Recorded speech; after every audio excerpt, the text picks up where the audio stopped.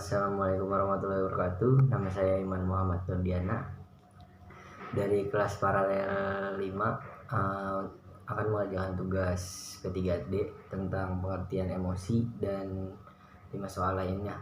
NPM saya 4118219190 jadi pengertian emosi ini adalah suatu perasaan atau gejolak dalam jiwa yang muncul di dalam diri seseorang sebagai akibat dari adanya rangsangan, baik dari dalam diri sendiri maupun dari luar. Jadi itu kayak emosi itu tuh terbentuk karena kayak kita lagi kesel, terus kayak bawaan mood kita gitu, jadi bisa emosi. Nah, emosi ini adalah suatu perasaan yang kita milikin. Dari setiap manusia itu pasti punya rasa emosi.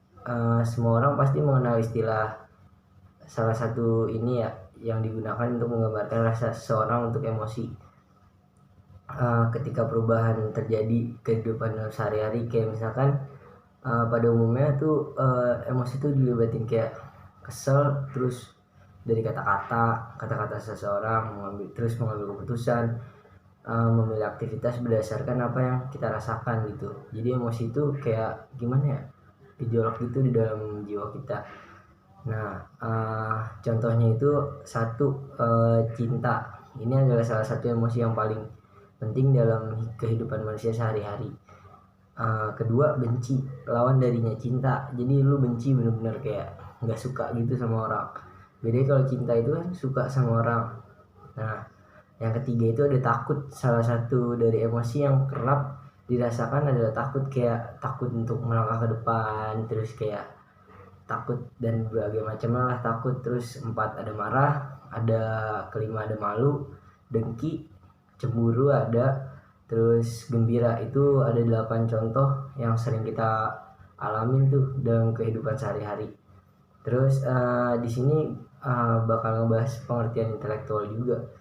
Pengertian intelektual itu adalah istilah umum yang digunakan untuk menjelaskan sifat pikiran yang mencakup sejumlah kemampuan seperti kemampuan menalar, merencanakan, memecahkan masalah, berpikir abstrak, memahami gagasan menggunakan bahasa, daya tangkap, dan belajar. Contoh intelektual ini adalah pekerja intelektual adalah mereka yang bekerja di bidang teknologi informasi seperti programmer, programmer komputer, analis sistem, penulis teknikal, dan lain-lain lah. Banyak contohnya. Kayak contoh lainnya tuh kayak ada guru, ya kan, ada pengacara, ilmuwan. Itu intelektual banget dah masuknya. Contoh salah satu dari beberapa contoh itu. Terus pengertian moral tuh adalah perilaku yang diterapkan pada setiap individu ketika bersosialisasi dengan sesama sehingga terjadilah rasa yang saling menghormati dengan sesama.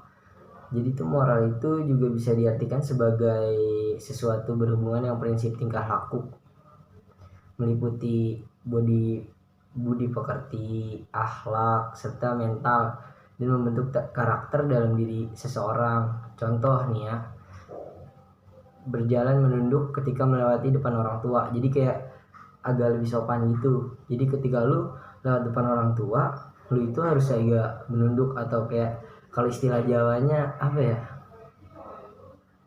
kalau orang Sunda tuh punten gitu. Terus ada juga membuang sampah pada tempatnya. Nah, itu juga salah satu contoh moral yang baik tuh. Lu mencegah korupsi, kayak lu disuruh sama orang tua, terus kembalinya jangan lu ambil. Kembalinya misalkan 15.000, lu ambil goceng, itu korupsi kecil contohnya ya. Terus berperilaku jujur, lu harus jujur tuh mulai dari diri lu sendiri, jujur ke dalam kehidupan sehari-hari. Itu udah jujur, itu udah baik banget, salah satu moral yang baik. Terus toleransi, kayak lu toleransi itu menghormati sesama, menghormati perbedaan agama. Misalnya temen lu Kristen, nah gue Islam, nah dia lagi Natalan, lu kayak menghormati hari rayanya dia, bukan memperingati, kayak mengucapkan juga, gak masalah. Jangan terlalu rasis lah. Terus kerja keras, lu harus bekerja keras tuh. uh, semangat kebangsaan tuh juga perlu sih gue rasa. Masuk gak sih? Masuk. Semangat kebangsaan. Nah terus di sini juga gue bakal bahas pengertian sosial. Jadi sosial itu berarti mencakup banyak dan keseimbangan dan ketergantungan. Bekerja sama, penerapannya dalam kehidupan adalah manusia diciptakan sebagai makhluk sosial. Manusia tidak bisa hidup sendiri, ataupun sehebat apapun dia, pasti manusia membutuhkan orang lain, kayak simbiosis mutualisme. Jadi lu saling menguntungkan gitu kehidupan. Gak bisa lu hidup sendiri, lu egois banget kalau hidup sendiri, gue rasa sih gitu. Jadi seperti itulah. Contohnya ialah mendermakan uang barang kepada yang lebih membutuhkan. Jadi kayak memberilah, jatuhnya harus memberi kayak kepada yang membutuhkan. Terus juga lu punya baju lebih di rumah, jangan ditimbun, lebih baik dibagi ke orang yang membutuhkan. Kan siapa tahu baju yang udah jelek menurut lu itu masih bisa dipakai sama orang lain, malah lebih dianggap lebih bagus. Terus menyantuni anak yatim piatu, kalau ada rezeki lebih tuh boleh tuh. Bersosialisasi mengenai kemalasan anak dalam belajar. Aduh, udah hampir banyak ya yang malas ya, tapi harus ditingkatin sih semangat belajar. Membantu orang lain, baik muda, tua, cantik, tampan atau jelek, tinggi, nggak boleh. Jadi lu nggak boleh mandang fisik. Lu ngebantu orang lain jangan pandang fisiknya, karena dia cantik gua anterin, nggak boleh kayak gitu. Terus udah tua ngapain ini, nggak boleh. Jadi lu ngebantu nggak boleh mandang fisik, nggak boleh mandang umur, nggak boleh pandang agama. Kalau bisa bantu ya bantu aja. Terus di sini tuh ada penyuluhan mengenai imunisasi anak balita. Jadi lu mengenai penyuluhan ini gue kurang ngerti sih ya. Jadi ya gimana ya, musyawarah tuh juga contohnya tuh mengenai gotong royong, yang jadi lu saling bantu dah. Nah di sini yang terakhir pengertiannya tuh ada bergaul dengan orang yang berpotensi tinggi atau positif tanpa membedakan ras, agama maupun adat istiadat. Jadi lu jangan ngebeda-bedain. Lu kalau misalkan bergaul tuh ya bergaul aja, jangan dia Kristen, dia Buddha, terus dia kulit hitam, apapun agamanya, apapun kulitnya, terus tinggi badan atau jelek, tampan, cantik, jangan beda-bedain. Lu harus jadi orang yang sosialisasi gitulah. Jadi kayak lu bertoleransi lah.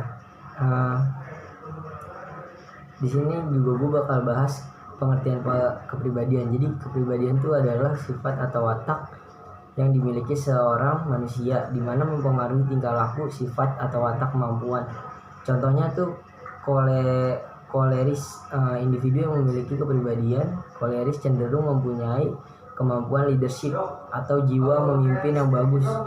Hal ini dikarenakan kepribadian ini mudah menentukan sebuah keputusan. Individu yang kepribadian koleris mempunyai tujuan yang fokus untuk ke depan, juga produktif dan dinamis. Jadi tuh dia lebih fokus banget. Kayak lo yang nggak ambisi, kayak gimana ya, dia fokus buat tujuan dia, buat masa depan. Jadi tujuan dia punya tujuan buat maju ke depan gitu deh, yang maksudnya koleris. Terus di sini ada melankolis itu individu yang memiliki kepribadian cenderung analitis, suka memerhatikan orang lain, perfeksionis, hemat, tidak suka menjadi perhatian, serius, artistik, sensitif, serta berkorban. Namun tipe ini cenderung fokus pada cara proses keseimbangan ketimbang tujuan. Jadi lebih kayak apa ya, kalau gue bilang lebih masuknya kayak proses sih. Jadi dia lebih pentingin proses daripada tujuannya. Jadi tapi nggak nyambung lah, masa ya boleh lah. Terus ada plekmatis. Jadi tipe plekmatis ini merupakan kepribadian yang soal cinta damai, anjay bis, cinta damai. damai dengan menjadi netral dalam segala kondisi konflik tanpa memihak kubu. Jadi ya benar-benar hidup lu damai, cinta damai, nggak suka kerusuhan, nggak suka bikin onar, nggak suka komen-komen yang gak jelas di Instagram. Jadi benar-benar cinta damai. Kalau di IG lu love aja lah, ya kan. Terus di sini juga ada sanguinis sih tipe cenderung yang memiliki sifat sedikit seperti kekanak-kanakan. Jadi individual ini tipe yang kebanyakan tidak menemukan masalah dalam kehidupan sosialnya, karena sanguin sejatinya mudah bergaul, terus akrab dengan orang banyak, dan orang yang baru dikenal tuh dia gampang, jadi kayak diri lu tuh gampang beradaptasi gitu ya, kepribadian yang gampang beradaptasi di area baru. Jadi kayak lu gampang bersosialisasi, dia organisasi baru di teman-teman lu yang baru atau daerah rumah lu yang lu baru pindah, lu gampang bersosialisasi. Terus kemudian menurut gue sih itu aja ya. Jadi gue cuma mau bahas pengertian emosi dan contohnya. Jadi ya beberapa mungkin mungkin udah pada tahu lah, cuman di sini kayak lebih gue cuman agak lebih ngejelasin pengertian emosi, terus pengertian moral, pengertian sosial, pengertian kepribadian, dan di sini ya itulah pengertian intelektual juga. Jadi kayak lebih ke diri kita gitulah, kayak moral kan diri kita, terus intelektual diri kita juga, kepribadian juga kan, sosial juga. Jadi di sini saling nyambung jadi satu dalam kehidupan kalau gue lihat. Jadi gitu ya. Sebelumnya kalau memang ada salah kata mohon maaf.